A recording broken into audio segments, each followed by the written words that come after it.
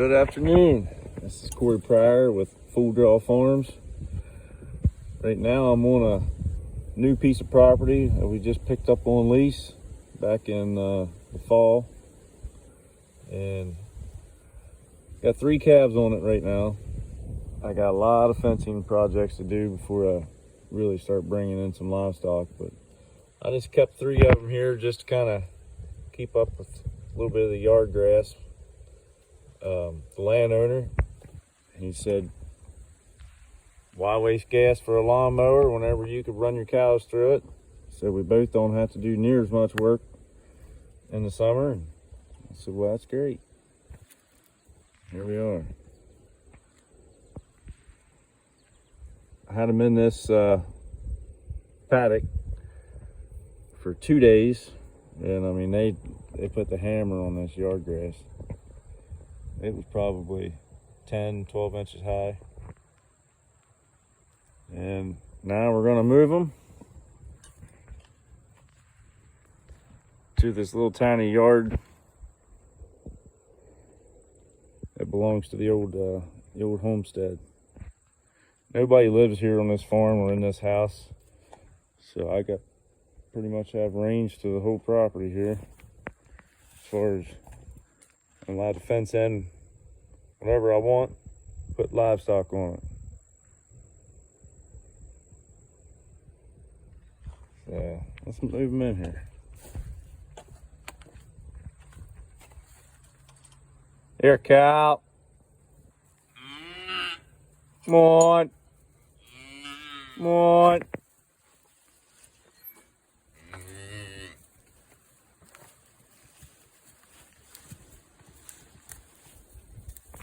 So much for needing horses and cattle dogs to wrangle up all your cows and move them. I'm not sure what the whole reason was that for, I guess, other than being out west and open range. But it's pretty simple to do if you just train them with a call. Look at that, they're just attacking that nice fresh tender yard grass. This hasn't been touched in, I don't know, 3 weeks.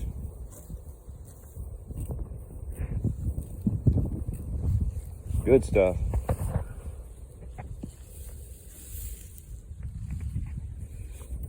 So just to keep the cows or the calves off this old porch, I just wrapped a portable polybraid reel around it. Kind of stuck that down in there in between the slats. You ain't got to get fancy. So right there. And then what I'll do is, man, she's a pretty Holstein. Don't really know why I got her, other than it was cheap, good deal. I mean, it's all beef is what I deal with, so I don't know, I figure I'll just keep her. See what she throws out of a South Pole bull. I think it'd probably do okay. If not, well, we'll get rid of her. Right there, that little bull calf there, he'll probably go 600 pounds. And he's actually a dairy breed too. Supposedly the guy that I got him off of told me he was Flick V. It's some sort of dairy breed. He's really growing out nice. He's gonna have to be turned into a steer here real soon. And then that other black thing I got there, that's just a little miniature baldy. Kind of hard to see, but she's about twice the age as these other calves. She's pretty cool. And you know, I was thinking, my logic of thinking about getting her was, if I want to get the size of my animal down, why not get a miniature that's still going to be able to reproduce with a full-grown bull, and who knows, she might just throw something really cool.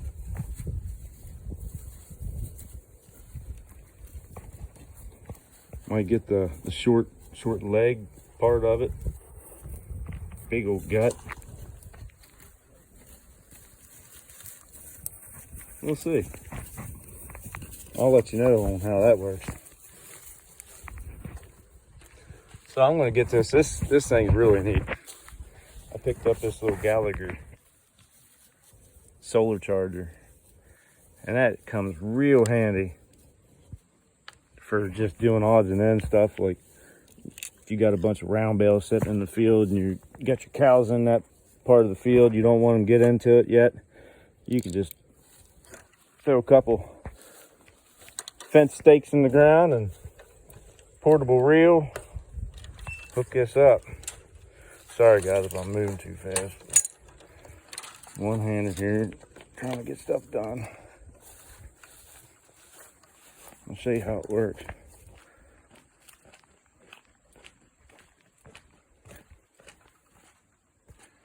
So here's where I'm going to stick it at, and I kind of want to tuck it back in here where the cows don't want to mess with it. Stick it down. Oh, that wasn't quite right. There we go.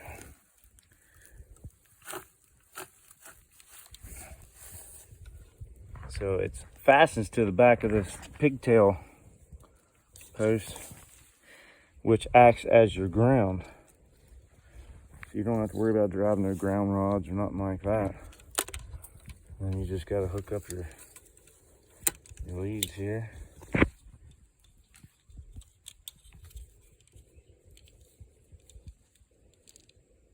Just like that. And I got an extra jumper just for giggles. I'm not a good video person, so bear with me. All right, so now it's hooked up. All you gotta do is, I mean, of course, it's facing the majority of the sunlight. Turn it on. Blinking green. There you go. You got an electric barrier. Quick, efficient. I mean, it's good for this kind of stuff, roping off areas you don't want the cows to rub up against, or access to. It's really neat. So I've been on this farm for a few months now and ain't had a whole lot of quality time to get in here and get some work done. But I'll show you a little bit of what I do have done. It's a really neat place. It's 40 acres.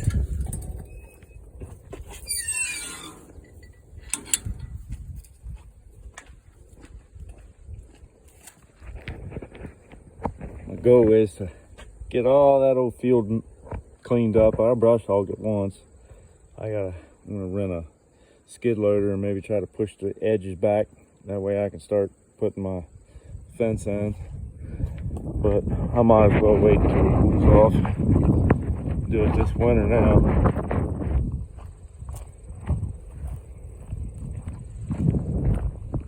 But it already had a fenced-in garden area, and I kind of use that as like my corral area. I need to get them up and check anything out, load, unload. Pretty neat. That's a really nice little block garage up there. But yeah, this is all fenced in. Really nice. And then I did this.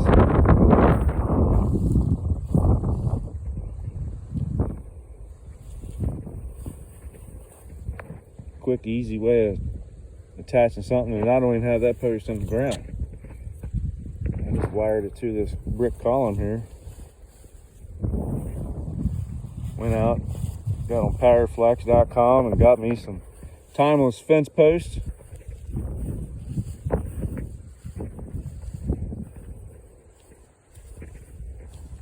I really recommend those posts. Now, the only problem with them is if you get into some rocky ground and you get almost all the way there and then hit a rock, look, I'm holding my camera level. Well, that's what it'll do. It'll drive them crooked. And at that point, you either pull them back out, jack them out, or just say, well, that's good enough. In this particular spot where no one can really see it from the road, I said that's good enough. Now, I got this lease for 7 years. So, you know, I wasn't going to go out and spend all the money and all the extra time to set all these heavy-duty corner posts. So I just drilled one hole, set a 4x4 post that I had sitting around, dropped it in the ground, took some masonry pegs, I guess you call them, drove them in the ground, and screwed these little braces to them, and it's solid. It really is. I mean, it don't want to move at all. But I think it turned out pretty nice. Really like these timers because you don't have to have any sort of clips. You can just run them right through it. They're already pre-drilled.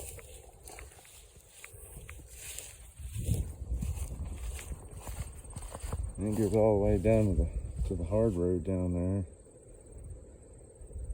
And it heads north. This is where the majority of the field is. I got a lot of work to do ahead of myself. I've been struggling to find time to get it all done, so cools off a little bit, maybe I'll get more motivated to get out there and do it. But this is what I got going on one farm.